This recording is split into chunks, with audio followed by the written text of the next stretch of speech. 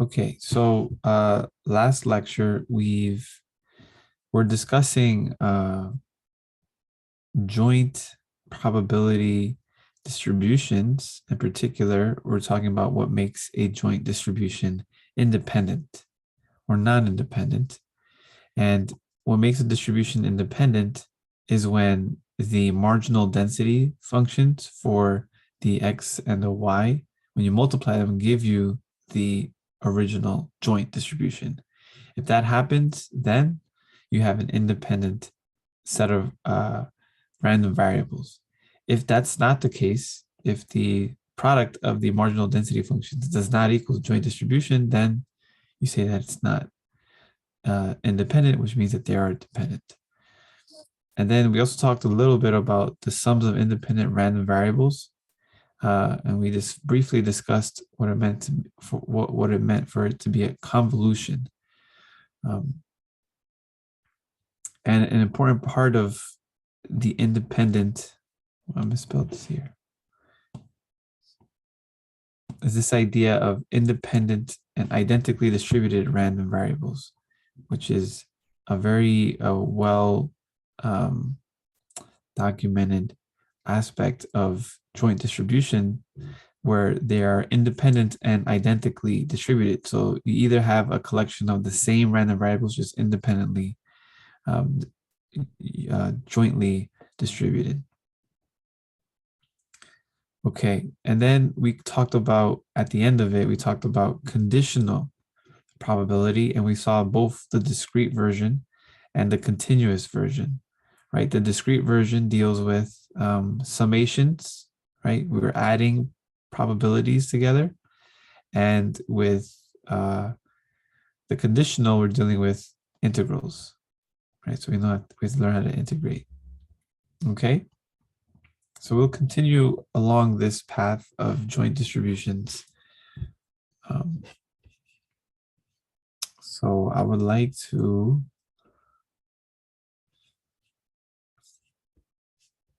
look at something in terms of the joint distribution. So suppose x and y are random variables.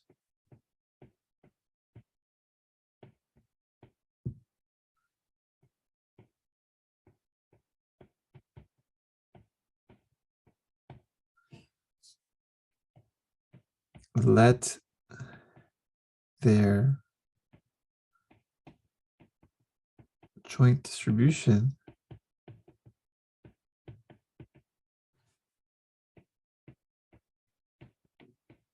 be given by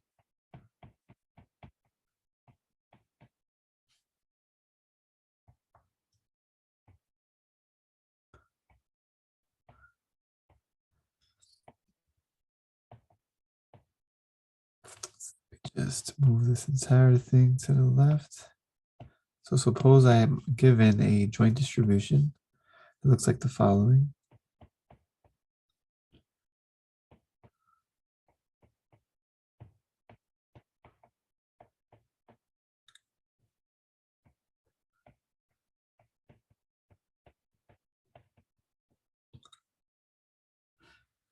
So find the following.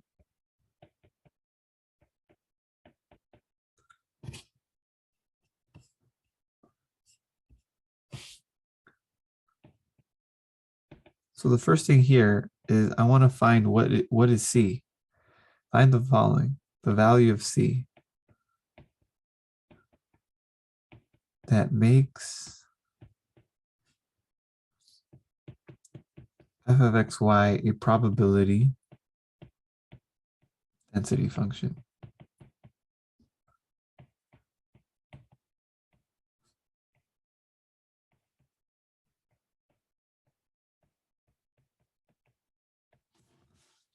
So how do we begin with this?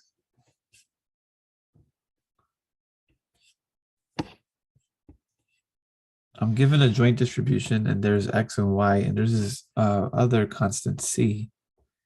And the first thing I want to do is Find what C is. Find the value of C. Sorry, I should have made a little, just to fit that in there. The value of C.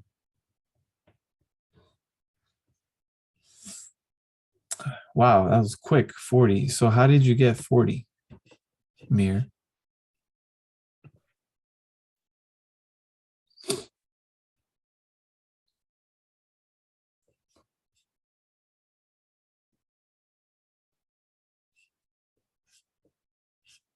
What are we supposed to do in order to find C? We're supposed to integrate. Integrate, that's right. And how do we integrate? What kind of integral? Is it a double, single? The double integral. Double integral, right? And that double integral has to equal what? 1. 1. So then in these bounds here, we're given very clearly that x goes from 0 to 1 and that y goes from 0 to 1. So I have to find what that is. But I know what the joint distribution looks like. It's C multiplied by x to the 9th y cubed dx dy from 0 to 1, from 0 to 1. Because C is a constant, I can place C outside of my double integral.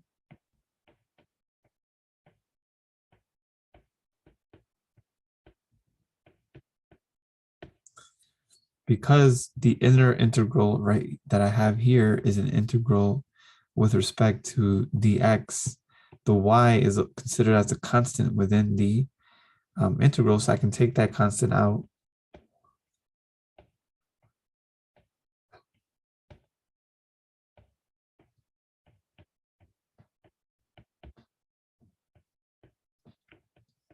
Right, I can consider now just this inner integral here.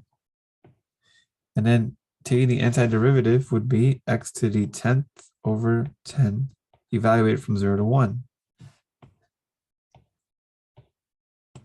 Everything else on the outside remains on the outside of the inner integral. And so then, when you evaluate this expression here, when you plug in 1, you get 1, and when you plug in 0, let's get 0 here. So what we get is C multiplied by 0 to 1 of y cubed times 1/10 dy equals 1. You can take out the 1/10 and you get C over 10.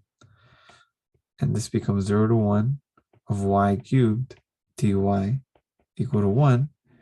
And now I have this single integral left to integrate. So I get y to the 4th over 4 equals, and this is evaluated from 0 to 1, equal to 1.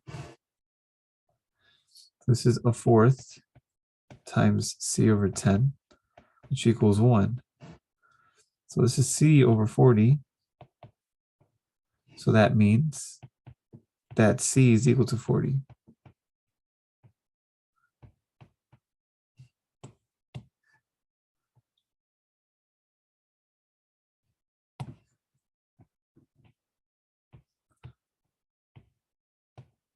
So very good. So C equals 40. Do you guys see that? We set the double integral, set it equal to 1. We evaluated the integrals, and we found that C equals 40. So if C equals 40, then that would create my probability density function. So this here will be 40.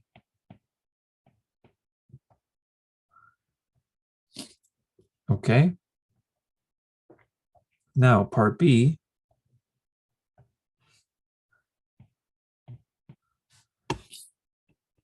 What is the expected values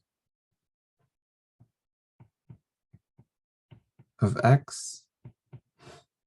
And what's the expected value of y?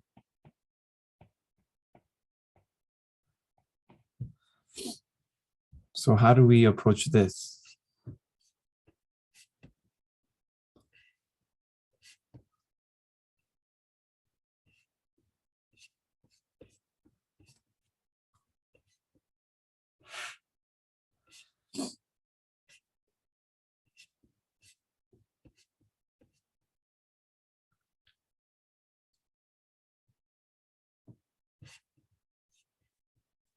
how do you find the expected value of x?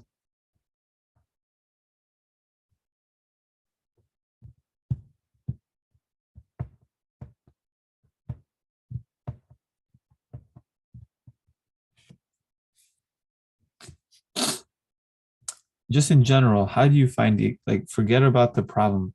If you have a random variable x and you want to find the expected value of x, what would you do? What are we supposed to do? X, f of x.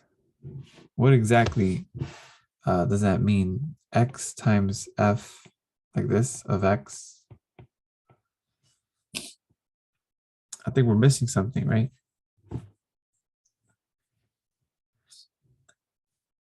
And we're assuming, of course, that x here, and it is, x is a continuous, right? It's continuous. Of course, when it's discrete, you have a different scenario. You sum, right? But in this case, we integrate. And we integrate from negative infinity to infinity, dx. So again, we have to find the expected value of a single random variable. What we have, though, at the moment is a joint distribution. And I only want to find, for now, the marginal distribution. So how do I find the marginal density function of x?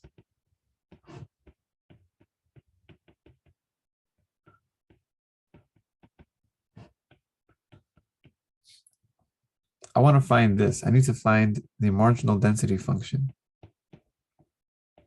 And how do I do that?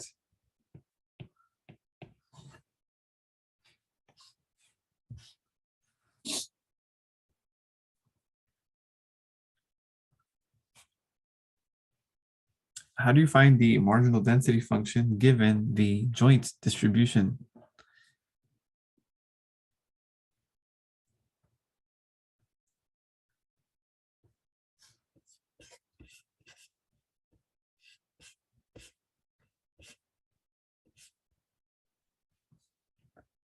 Anybody out there?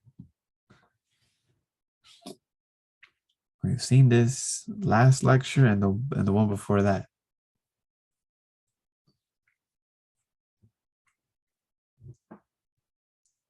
Integrate with respect. Right. We want to integrate. But what are we integrating? We're integrating the joint distribution, but we're not integrating with respect to x. Remember, we're integrating with respect to y. Right? That's right, Ethan. So we're integrating with respect to y because it's as if we're saying for a given x value, let's sum up all the y's. Right? We've discussed this, I think, in lecture number 20, as to why is it that when we find the marginal density given the joint distribution of a particular random variable, we sum up the other random variable to get the original x. So we're like saying, okay, if x is given, just let's sum up all the y's that have that given x, and that will be the probability density function for x. So in this case, we know what this looks like already, right? This is 40. This is x to the 9th. This is y to the cubed, right? Let me just see that I got this right. Yeah, x to the 9th y cubed. And then I integrate this. Well, y, random variable, only goes from 0 to 1. So I'm integrating this with respect to y only.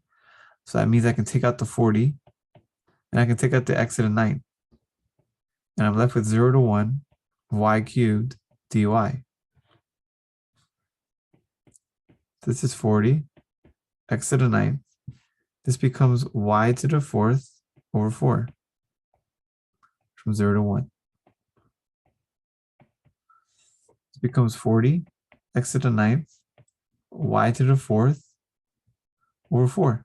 So I'm left with 10 x to the 9th, right? Pardon me, there shouldn't be a y to the 4th, it's just 1/4. Because at this point, we don't have any more y variables. We have simply the density function.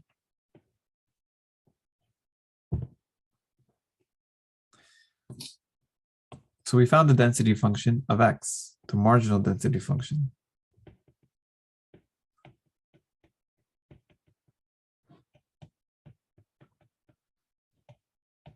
Great.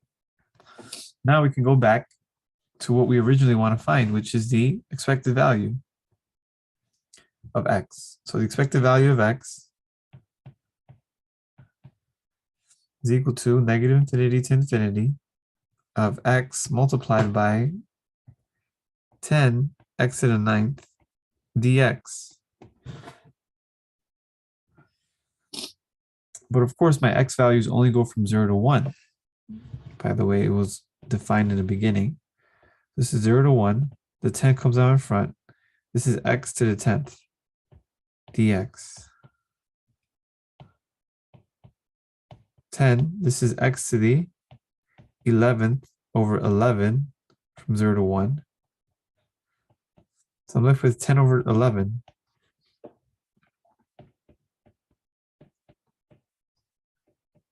That's the expected value of x. It has a decimal. This is a repeating decimal.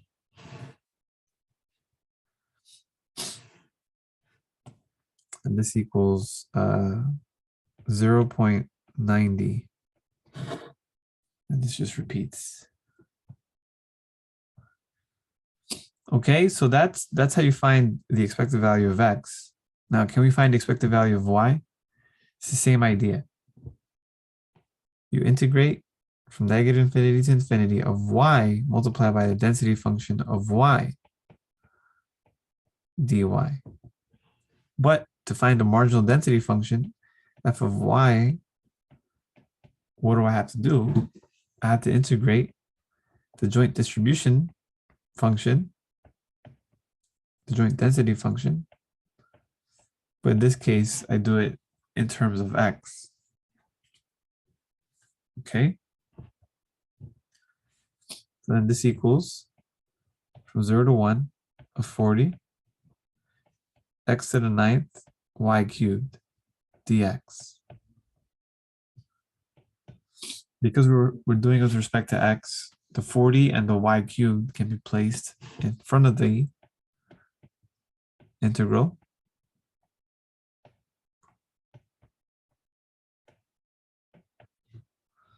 I'm left with x to the 10 over 10 from 0 to 1.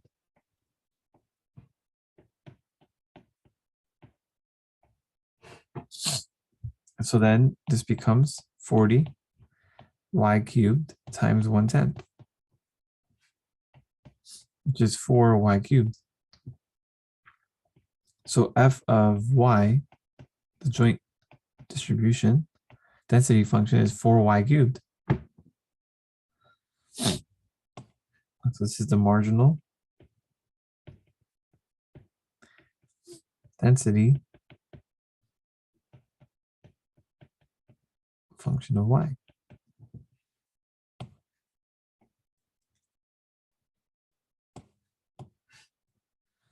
So then to find the expected value of y, we integrate from negative infinity to infinity of y multiplied by 4y cubed dy, but y, as originally stated, right? My y's only go from 0 to 1. My x's only go from 0 to 1. So my y's here from 0 to 1. So my integration bounds are 0 to 1. This becomes 4y to the 4th dy. I can place the 4 out in front. And then I can integrate y to the 4th as y to the 5th over 5, evaluated from 0 to 1. This becomes 4 times a 5th, which is 4/5 or 0.8. And that's the expected value of y.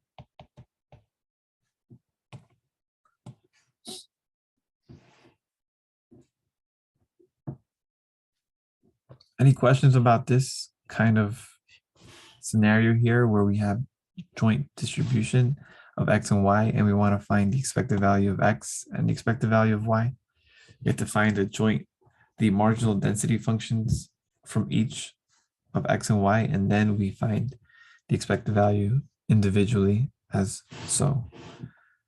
So any questions about this?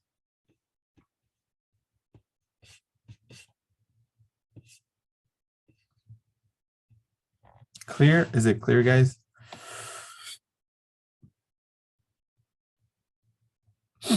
How do you know if they're independent? That's exactly the great question, Hijab. I was gonna ask this right after. So find the following: whether x or y, whether x and y are independent.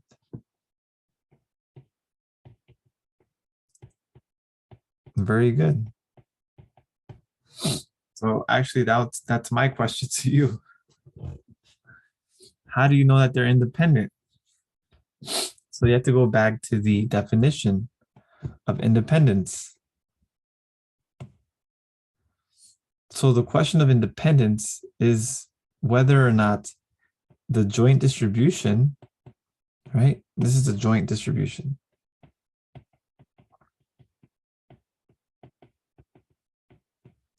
Sorry, the joint density function of x and y. The question is this equal to the marginal densities of x and y? That's the question. And as Ethan's saying there, if you take the marginal density of x and the marginal density of y and you multiply them, and if that gives you the joint density function of x and y, then they are independent. However, if the marginal density functions, when you multiply them, do not give you the joint density function, then it is not independent. That's all that it would. That's the way to determine whether two random variables are independent. So the marginal density of x, I should say function.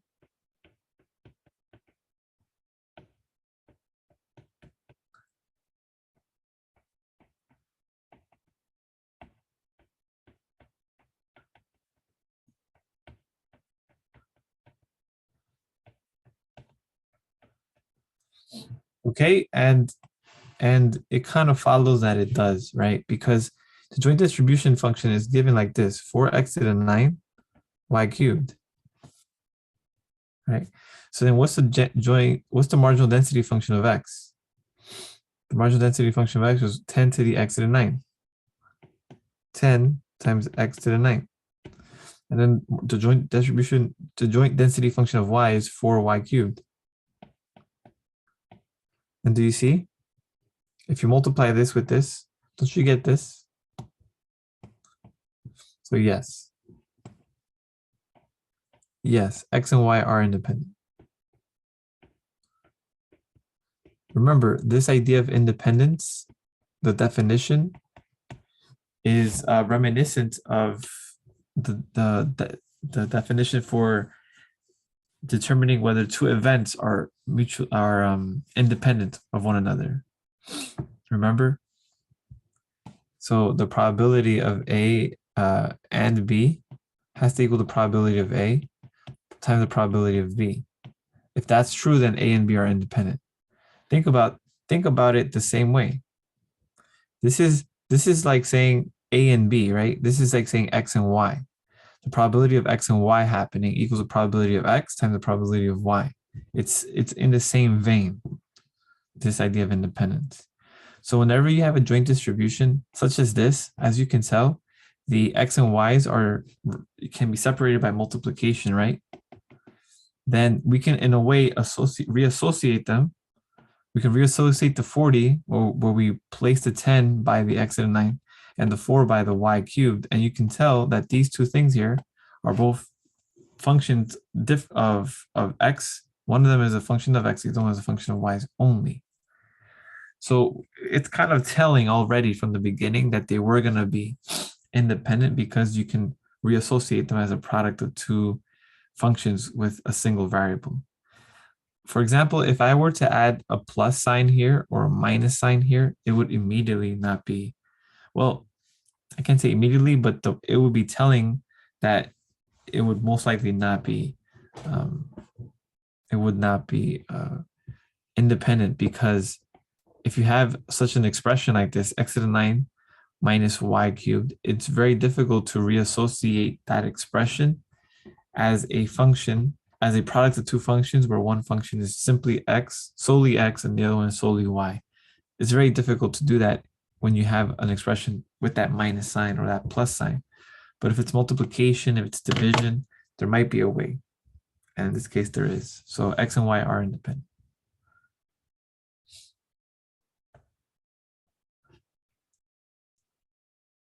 Okay, makes sense?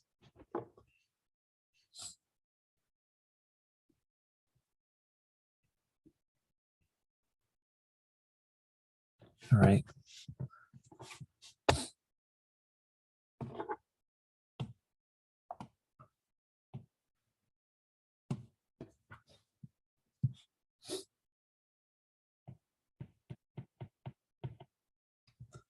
What if I have f of x, y equals c multiplied by y squared minus 64x squared e to the negative y.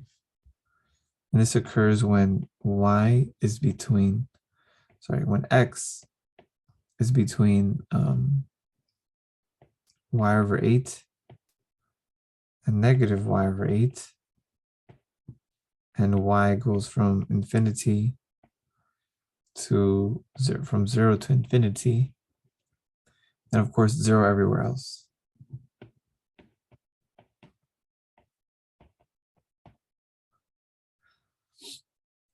So what would be C? So find the following.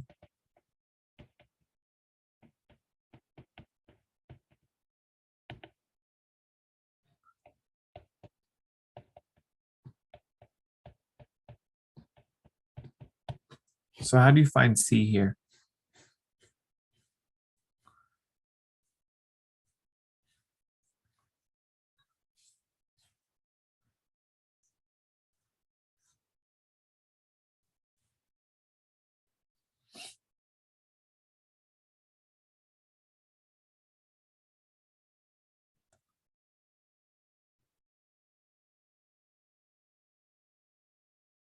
PDF must equal 1, right?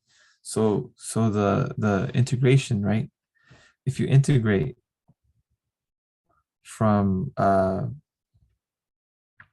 again, this stuff here, it's like the region. They give you the region here. So this is the PDF f of x, y. This must equal 1. And I'm gonna call this R, and this is the region R, right? We integrate over a region. So let me just study this a bit more, this region that we're talking about. This is important. If you don't have this clear understanding of what you're integrating over, then this becomes very difficult. So y is going from 0 to infinity. That's not the hard part. The hard part is that x is between y over 8 and negative y over 8. What would that look like?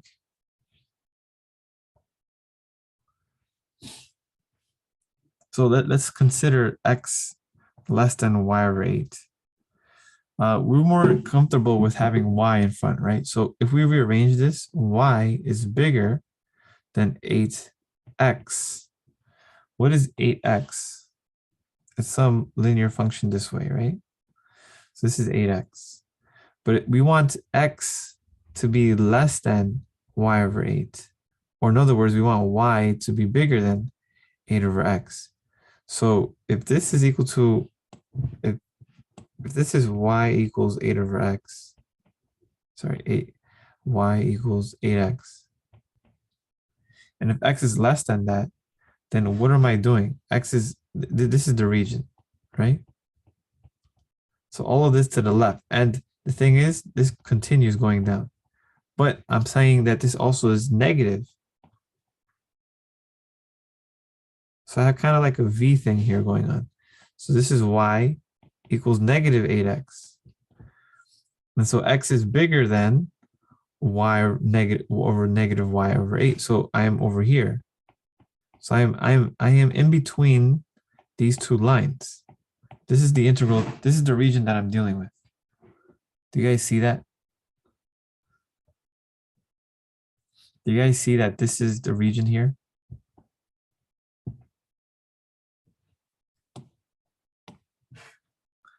So if that's the case, then I can now see this is c multiplied by y squared minus 64x squared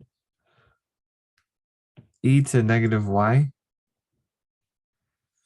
dx x goes from negative y over 8 to y over 8, and this is 0 to 1, the dy. This equals 1. Okay, so let's do things a bit more carefully now, right? The c here, guys, we can always take out because it's a constant. So you can take out that c in the front. So then what gets complicated is this inner expression. And we can also take out the e to the negative y because this inner integral is with respect to x. So you can take out the e to the negative y. So I can write this e to negative y. This goes from negative y over 8 to y over 8. This is dx dy equals 1.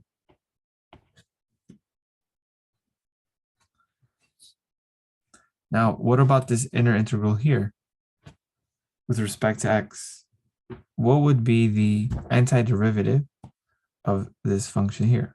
Y squared minus 64x squared.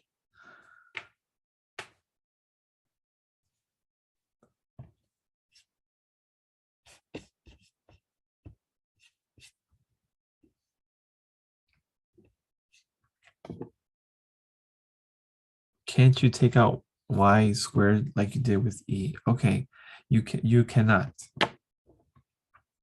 Well, why not? Because e to the negative y is being multiplied. So this idea of being multiplied, the product, is very useful because I can associate them.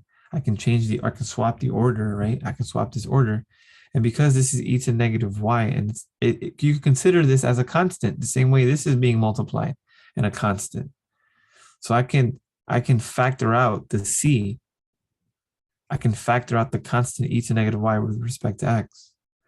But I can't factor out y squared from y squared minus 64y. I can't do that, right? Like if you have y squared minus 64x squared, I can't just say, hey, y squared is out of here and I get minus 6. I can't do that. For example, if I had an x here, if I had an x next to the y squared, actually, I can't do that either. What if I had an x squared like this? If I had an x squared, then I can factor out the x squared, and then I can take out the y. I'm left with the y squared minus 64. And you see this? Now this thing here, I can be able to move. I can move that out. I can't move just y squared alone because y squared is attached to 64x squared by this minus sign. So this minus sign stops me from being able to take out the y squared. If this was a multiplication, then I can take out the y squared. If it's not, like I said, if it's a plus or a minus in between x and y, I can't just factor out the y by itself. I can't. I can't do that algebraically speaking. Okay. So I have to deal with y squared being inside there. But that's okay. That's easy to do because y squared is being integrated with respect to x. So y squared is treated as a constant. So this will be what? X y squared minus 64 x cubed over 3. Evaluated at y over 8 to negative y over 8. Now we could have done this a little more simply if you understood integrating even functions. This is an even function about symmetric integration bounds. But we can just continue on. So now we're integrating with respect to x, so that all the x's here, we got y, right? We got y cubed over 8 minus 64 cubed times y cubed over 8 cubed, subtracted by, and this becomes negative y cubed over 8 minus, when you plug this in, this negative, this still becomes negative, and then the negative times that negative sign becomes a positive. So this is y 64 over 3 times y cubed over 8. So then when you distribute that negative 1 here everywhere, this becomes y cubed over 8 minus 64 cubed over 3 times y cubed over 8 cubed. And you'll see why I'll keep this as 8 cubed. This becomes plus y cubed over 8 minus 64 over 3 times y cubed over 8. Now, cubed. Now, why do I leave it as 8 cubed? Is because 64 can be rewritten as 8 squared. And because of that, I can cancel out the 8 squared with the 2 8s that we have here. So I'm only left with 1. I can take out the 8 squared, take out. And so what I'm left with is y cubed over 8 plus y cubed over 8, which is 2y cubed over 8. And this is minus 2y cubed over 3 times 8, which is 24. And I can cancel, well, I can now make the same denominator, multiply this by 3 over 3. And I'm left with 6y cubed over 24 minus 2y cubed over 24. And I'm left with 4y cubed over 24. And this is y cubed over 6. Wow, all of that just to say, now that we have c multiplied by 0 to integral from 0 to 1 of e to negative y multiplied by y cubed over 6 dy.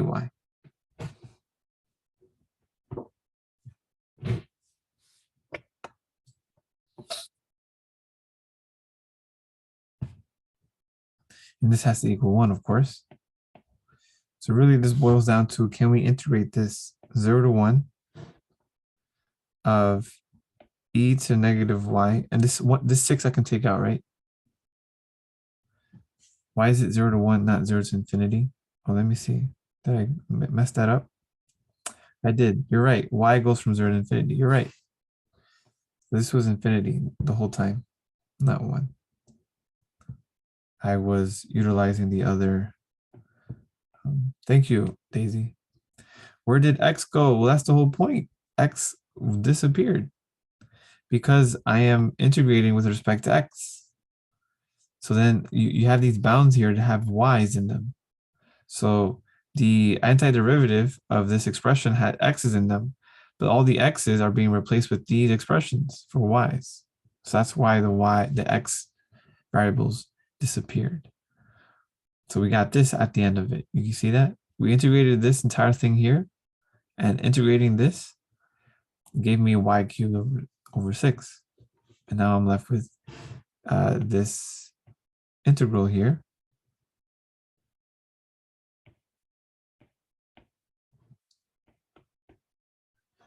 So really the question is, what is this integral here? And I can take out the 1/6. So I'm just going to replace this as c over 6. This is y cubed. So the question is, what is y cubed times e to negative y dy?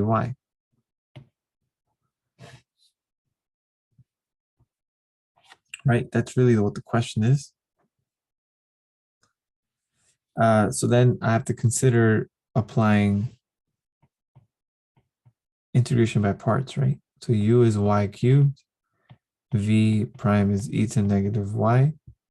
So then what is v? It's negative e to negative y. And then what is u prime? 3y squared. So then this equals what? This equals negative y cubed e to the negative y, evaluated from 0 to infinity, minus the integral from 0 to infinity of the next thing, right? This becomes 3y squared. This becomes plus e to the negative y dy. What happens to this expression here? Well, if you plug in infinity, this goes to negative infinity, right? And e to the negative infinity is approaching 0 much quicker than this going to infinity. So, and then when you plug in 0, you get 0. So this entire expression goes to 0. So we're really looking at this then. So now my new interest, my new integral of interest is the integral from 0 to infinity of y squared e to the negative y dy. And I repeat the process one more time. So this is y squared of integration by parts. I have to repeat it one more time. So e to negative y, and you kind of see how this movie is going to end. 2y, this becomes negative e negative y. So now this equals 3 multiplied by y squared negative e negative y from 0 to infinity. Then I get this plus thing again, 2 times the integral from 0 to infinity of y e to negative y dy, right? And again, by the same reasoning, this thing here goes to 0. And then what am I left with? I'm left with this integral here. And if you remember this integral represents the expected value of an exponential random variable whose parameter equals 1. And we know that the exponential of a random variable that has an exponential distribution whose parameter is lambda, which equals 1, the expected value of this would be 1. So the integral here would be 1. And you can try that on your own. This equals 1. So then this 3 is multiplied by this 2, and I get 6. So the integral here that I have here equals 6. So I get c over 6 multiplied by 6 equals 1. The 6 is canceled, so c equals 1. Okay? That's what c equals.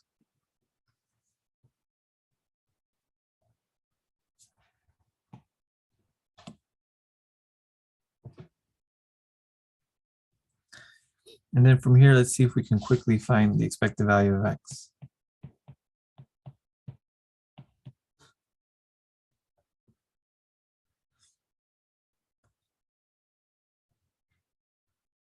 And how will we find the expected value of x? Same idea, right? The integral from negative infinity to infinity of x times f of x.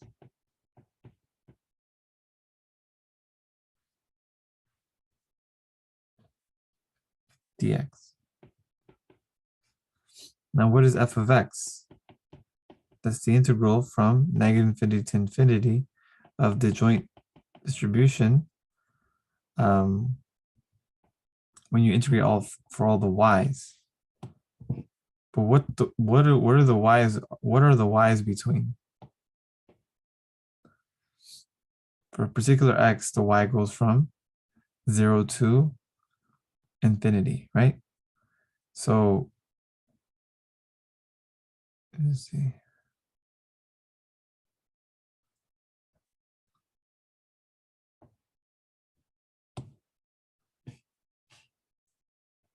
So this becomes 0 to infinity of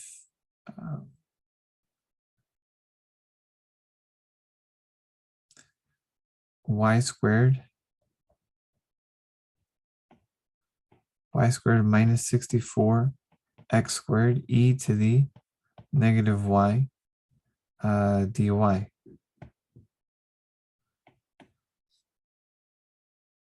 So this becomes 0 to infinity of y squared e to negative y dy minus 64 from 0 to infinity of x squared e to negative y dy.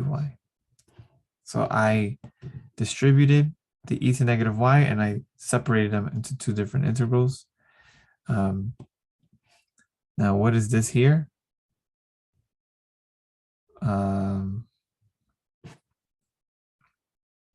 You can integrate this. I'm trying to see if there's a quicker way to integrate that. It looks like we did some of it here, right? You see that? And if we did this here, we got this here. This is a 2 times a 1. This becomes 2 then. This integral here equals 2. And what does this integral equal? Well, the x squared can be taken out. So this equals 2 minus 64. The x squared can be taken out. And this becomes 0 to infinity of e to negative y dy.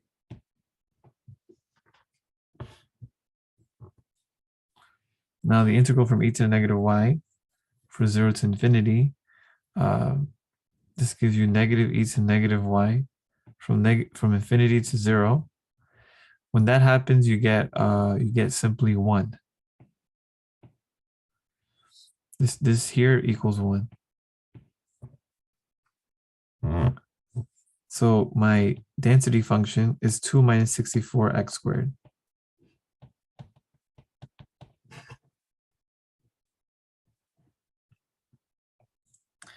So now I can place that in here. Now what does x equal? X is between what? Negative y over 8 to y over 8.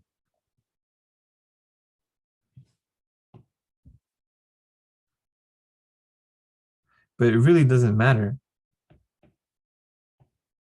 because I get x multiplied by this here, right? 2 minus 64x squared dx.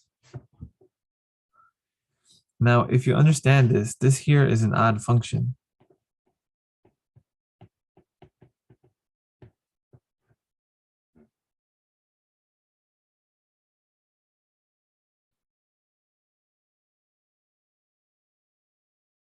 Because this is an odd function, right? And x here is bounded. X here is bounded by a symmetric bound. This is y over 8, and then x goes from negative y over 8 to positive y over 8. So x is in between these two bounds symmetrically. So if whenever you integrate an odd function on a symmetric bound, you get 0. If you understand odd functions are functions that are symmetric about the origin. So something like this. So they're the things that when you reflect it through the origin appear on the other side. The relationship between odd functions is that the areas are the same on the other side of the y-axis, just that it's on the opposite side. So all of this here positive is canceled out by all of this negative when you have an symmetric bound. So I'm going to be integrating this odd function through a symmetric bound. And how do I know this is an odd function? Well, it's because this is an odd function and this is an even function. Even times odd function is still odd. You can also think of it as if you distribute the x, you have a cubic function, and odd functions satisfy this equation here. F negative x is equal to negative f of x. So if your function in the integrand obeys this equation here, then it's an odd function, which means that if you integrate across a symmetric bound, then it will be odd. Then the integral will be 0. So the expected value of x here would be 0.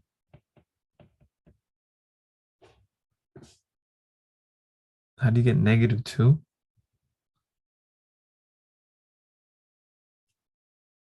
What do you mean, Daisy? How do you get 2 for this one here? Are you talking about this one? The purple part. This one here. Oh, well, I think we're doing that here. Wait, didn't we?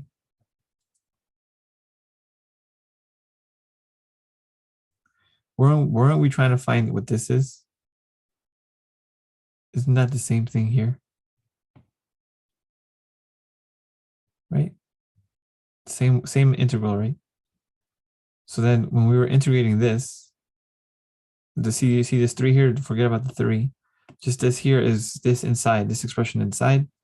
This was 0, and then this 2 popped out, right? Because of the integral here, of the derivative. This 2 popped out, and then this here is 1.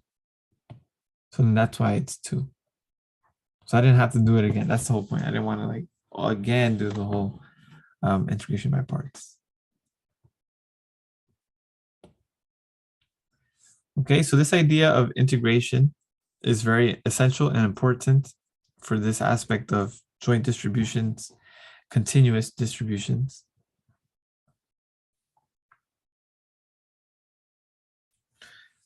Okay, so now what I want to end with today is something about the joint probability distributions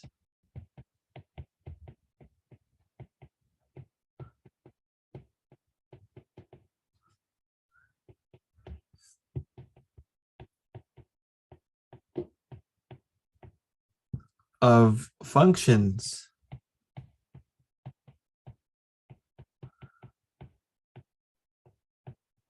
of random variables.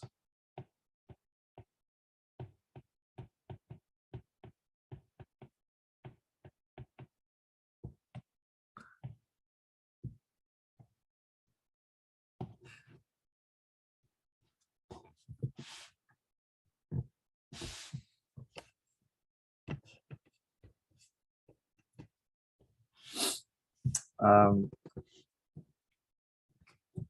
so I'll give you an example of what I'm talking about. So we have been seeing things as us having 2 random variables x and y.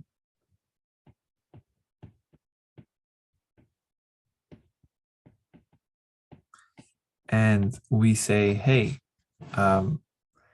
they have a joint distribution or joint density function.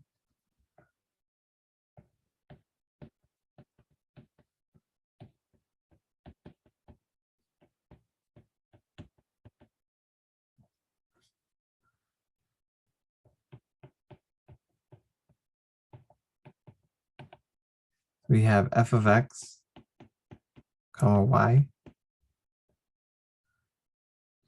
is equal to 1 over x squared y squared when x is bigger than 1 and when y is bigger than 1 and it's 0 otherwise. So we've been seeing examples like this a lot, right? We have x and y are random variables, and then we have a joint density function.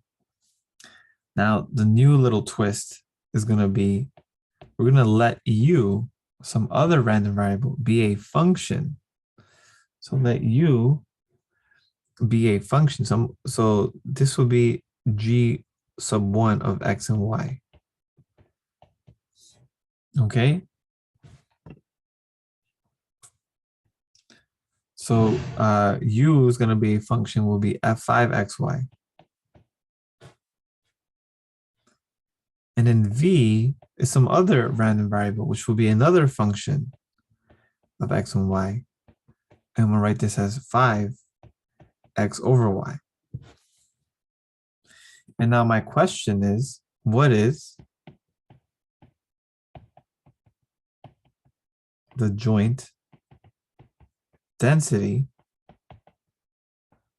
of u and v?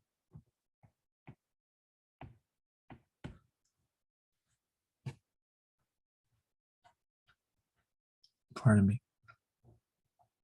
So this is the new twist to this idea of joint density functions, is that now not only are we given a joint density of x and y, we're giving these are my new random variables in terms of the old.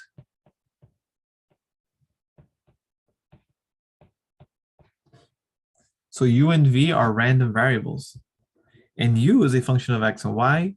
V is another function of x and y. It's just different functions, but they're of the same variable, x and y. And based upon this relationship of x and y for u and v, I want to find the joint density of u and v. Okay? Okay, so then how do we go about doing this? Well, I want to find the joint density of u and v. And so because of this, sometimes we write this instead now. We're going to now specify that this is x comma y, and this is u comma v, just to specify the density. Now to find this, what we're going to do is we're going to find the joint density, which we already know of x and y, right? And what we're going to do is we're going to divide or multiply by the, so we're going to just divide by the Jacobian. Okay, we're going to talk about what this is, what a Jacobian is. So the Jacobian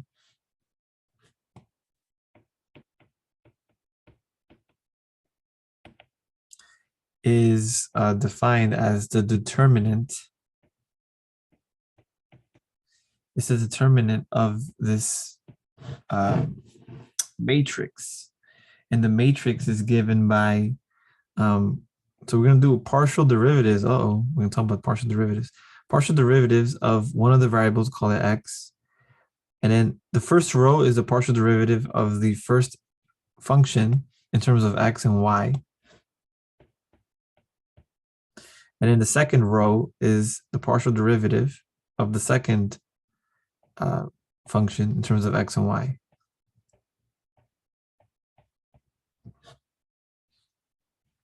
Calc 3, yeah.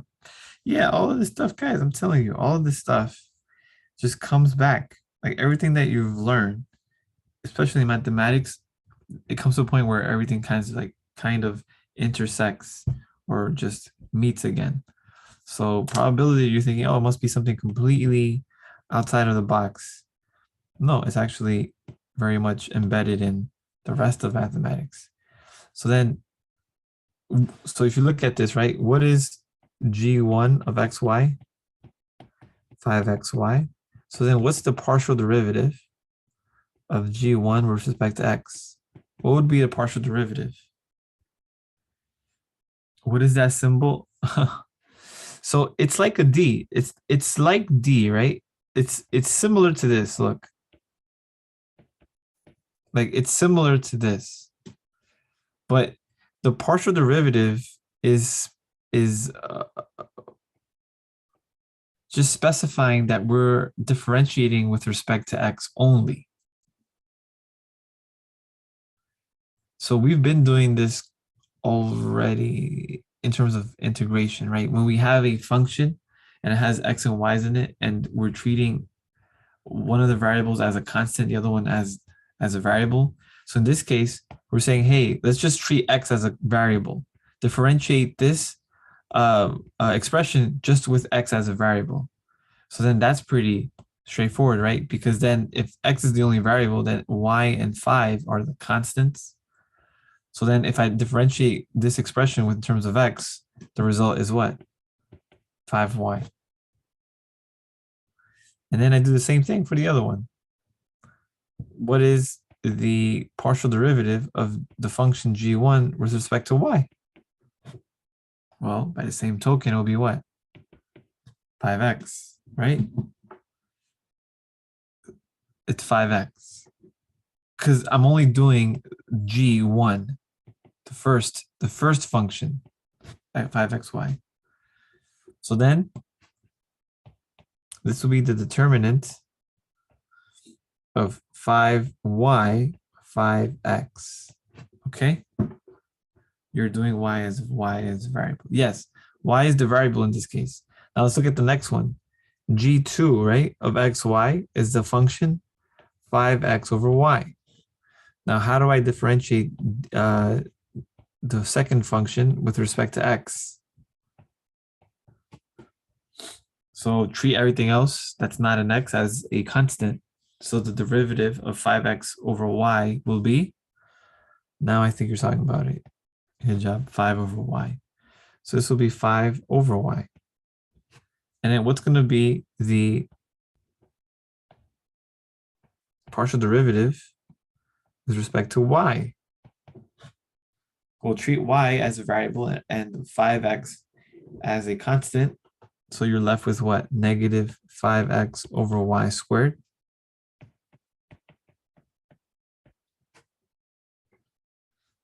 Right? Now, this is a matrix, and maybe some of you are not well versed or maybe have never been exposed to matrices. But matrices is just a way of arranging numbers or expressions in rows and columns. So this is a matrix that has one row here, a second row here. So these are rows, right? And then it has one column and another column. So this entry here is the first row, first column. This entry here is in the first row, second column. This entry here is in the first row, second row, first column. And then this entry here is in the second row, second column. Okay.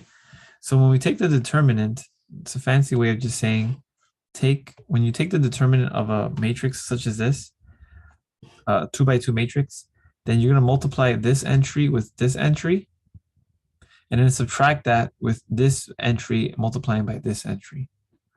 So that's what the determinant is going to give you. Take these two, multiply them, take these two, multiply them, and then subtract that first product with this second product. So the first product is negative 25xy over y squared. And I'm subtracting that from the second product, which is 25x over y. Now the y's here cancel. So I'm left with negative 25x over y minus 25x over y, which is negative 50x over y. Let me just see if I did that correctly.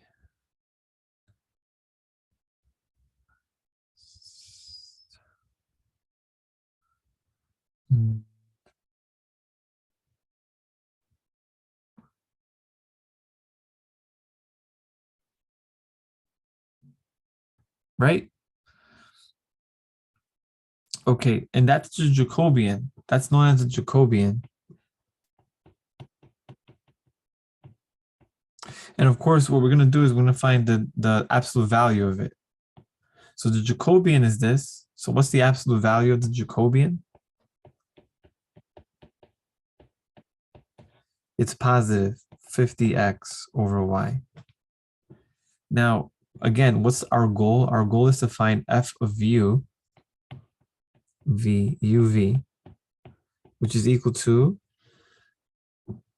f of xy, x comma y, divided by the Jacobian, which is 50x over y. And our original joint distribution was 1 over x squared y. 1 over x squared y squared. And I'm dividing this by 50x over y. When you divide by a fraction, you keep, change, flip. So this becomes 1 over x squared y squared multiplied by y over 50x. The y's here cancel. And then I get 1 over 50x cubed y. So this is the result. But what's the problem? What's the problem right now? Does anybody see a problem with this? It's in terms of x and y. That's right. I don't want it in terms of x and y. I want it in terms of u and v, because that's what this is saying, right? This is a function in terms of u and v, but I have an expression in terms of x and y. So that's no good. So what I have to do now is go back to how are the random variables related? Well, u is equal to 5xy, and v is equal to 5x over y. So I have to find a way to solve for u and v, or solve for x and y in terms of u and v. And so how do I do that? So solve for x, y in terms of u and v.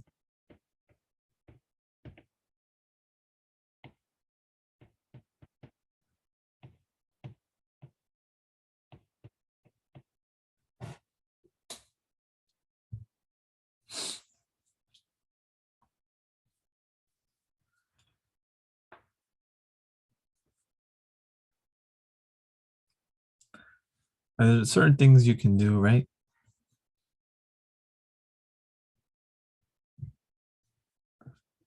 You want to eliminate one of the variables x and y. And how do I do that?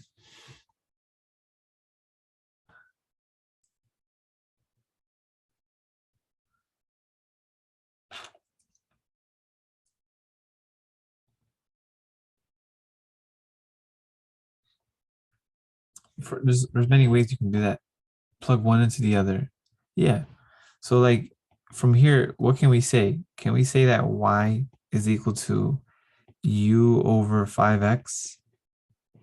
And then you plug this y in here. And so then it says that v is equal to 5x over u over 5x. And so then when you do that, what do you get? Cube change flip, and you get v is equal to 25x squared over u.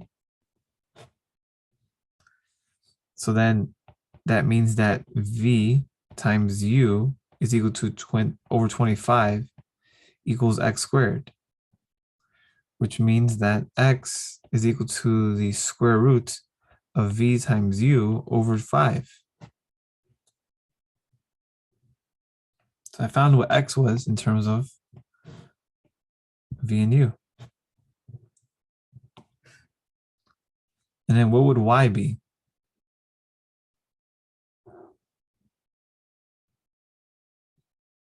So once I find x, can I find y?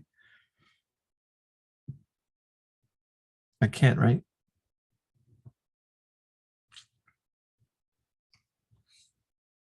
And I can use either expression. I can use the first expression, or I can use the second expression. It doesn't matter.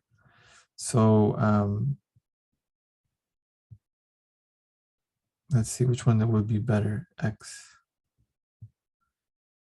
Yeah, I guess we can look at the first one.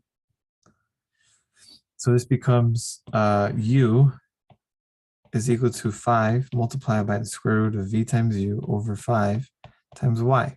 These cancel. So I say u is equal to the square root of v times the square root of u, right? Which is y. So then y is equal to u over the square root of v times u.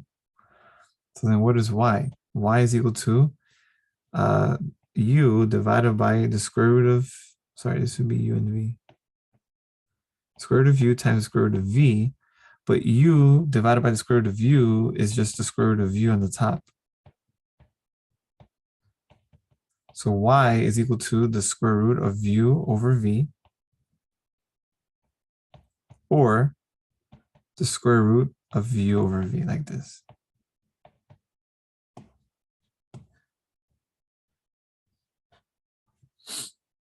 Okay? And so now all I have to do now is plug that into here. So what is x again? So if x is square root of the vu over 5, then what's x cubed? Isn't that 5 cubed? And this is the square root of v and you have 3 of these times the square root of u, and you have 3 of those, right? So I can write that here. So this becomes the square root of v cubed times the square root of u cubed over 5 cubed. I'm just going to leave it as 5 cubed for now. And then what is y? Y is the square root of u over the square root of v. The square root of u and the square root of u cubed, right, leads you to have what? The square root of u to the fourth. So let me just write that over here. 1 over 50 times the square root of u 4 times. And then the square root of v cubed and the square root of v, these cancel here, and this becomes 2. The square root of v squared becomes just v. And this is over 125, right? The square root of u, when you raise it to the fourth power, is like saying the square root of u squared times the square root of u squared. But the square root of u squared is u times u is u squared. So what I have in the bottom is 1 over 50 u squared times v over 125. This becomes 125 over 50 times u squared times v. But you can divide by 25, right, on the top, and you get 5.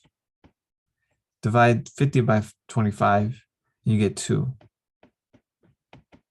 So all in all, the joint distribution of u and v is 5 over 2u squared v.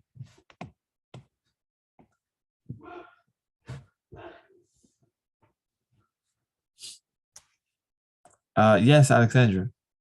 I have a quick question about how you got from the u from the step in y equals u over u squared times v squared to the final answer of u square root of u on the numerator. Yeah, Yeah, thank you. this part here, how would I Yeah, go from here to here? how you reduce that? Yeah, so this is something that can be shown quite simply if you rewrite the square root of u as a fractional exponent. So this is u to the 1/2. But then when you have the same base and you divide, you subtract the exponents. So 1 minus 1/2 is what? 1/2. So square root of u. Oh, thank you. Yeah. And this is a common thing. U divided by the square root of u is like saying, what do I multiply square root of u to get me u? Right? Isn't that an equivalent question? Like when you're looking for this divided by this, you know that the result, whatever that is if you multiply that by the denominator, I will get the numerator. That's what it means to divide. So the only thing that multiplies the square root of u to get me back u would be the square root of u. That's another way to view it. Okay. All right. So we'll continue with this on Wednesday. Stop the recording.